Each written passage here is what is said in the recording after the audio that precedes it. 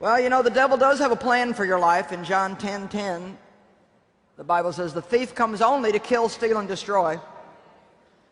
So his assignment is to kill, steal, and destroy. Not just to kill you physically, but to kill everything good in your life. To kill your joy, to kill your peace, to steal your peace, to make you miserable. But Jesus said, I have come that you might have and enjoy your life. I think learning how to enjoy every moment of your life is one of the greatest ways in the world to get the devil back for all the mean things he's done to you. I never enjoyed my life very much. I grew up in an abusive home, and I can actually remember getting in trouble for laughing.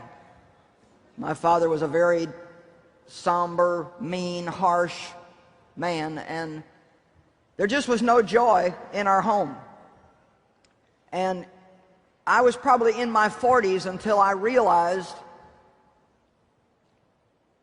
what a major part of my life was missing, and that God didn't want us just to go through life, but He wants us to enjoy life. And He wants us to enjoy where we're at on the way to where we're going. He wants us to enjoy every moment of our lives. And the joy of the Lord is our strength.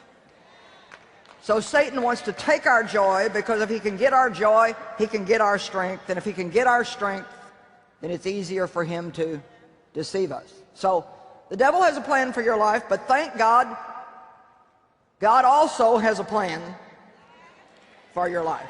Now, James 4:7 says, submit yourself to God, resist the devil, and he will flee. You know, that is just so simple. So simple. Do what God tells you to, and the devil won't have any authority over your life. But we like to do what we want to do what we think, what we feel, hope God will bless it, and then spend our life frustrated, being angry at the devil because nothing's working out in our life. Submit yourself to God. It's not going to do any of us any good to try to resist the devil if we have not submitted ourselves to God. The power to resist is in submitting. Do you hear me? It's pointless to try to resist the devil if you have known areas of disobedience in your life that you're making excuses for. Now, I can tell you that I probably have areas in my life that are not pleasing to God, but He hasn't made me aware of them yet. We all have areas like that. I'm sure glad that God doesn't show us everything that's wrong with us all at once. Aren't you? He knows how much we can take and when, and He works with us on something and works with us on something, and then He'll let us rest a little while and then show us something else. I can say, and I don't say this in any kind of a bragging way at all,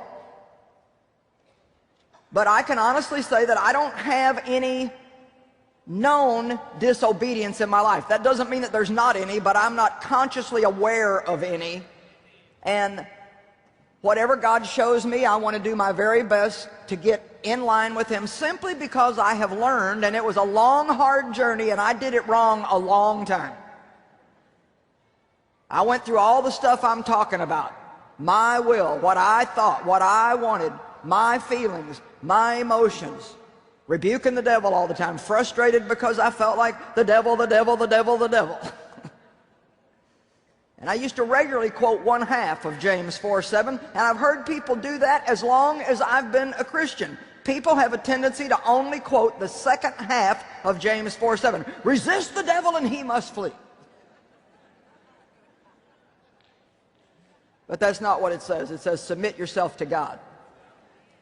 Resist the devil and he must flee. I want you to get even a deeper attitude than what you already have of being promptly and radically and extremely obedient to God. I talked to you about putting my grocery cart away, and you've heard all those little stories how God taught me the importance of just being an excellent person and not to leave messes for other people. Well, you know, this was back in the 70s when God began to teach me about putting that silly little grocery cart back in the space marked off for grocery carts. And it took me 2 years.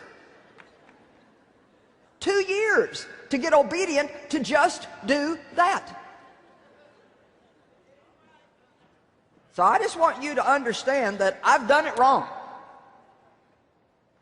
And I wasted a lot of time screaming at the devil, wondering why things weren't working out for me. Why don't we have more prosperity? And why don't this? And why isn't my ministry growing? And why, God, why? And when, God, when? Just rebuking the devil all the time. And finally I found out, if you just do what God tells you to. Come on, this isn't hard today. When I said we're going to preach on breaking Satan's assignment last night and this morning, everybody just clapped and cheered. But I knew when I told you how you break Satan's assignment that the clapping would stop.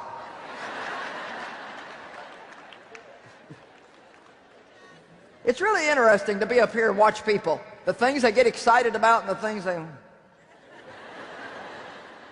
We're always wanting something easy, some new magic formula.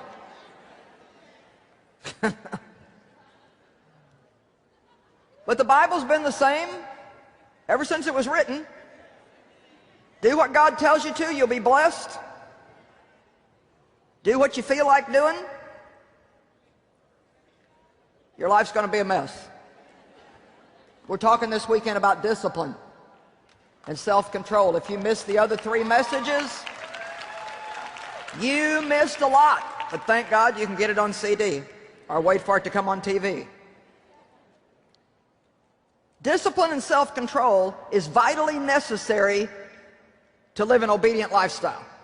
Because to be obedient, you cannot do what you feel like doing all the time. Every day of my life, I have to discipline myself. Every day of my life, I have to discipline myself. Every time I sit down to eat, I have to discipline myself. Every time somebody aggravates me, I have to discipline my thoughts and my words.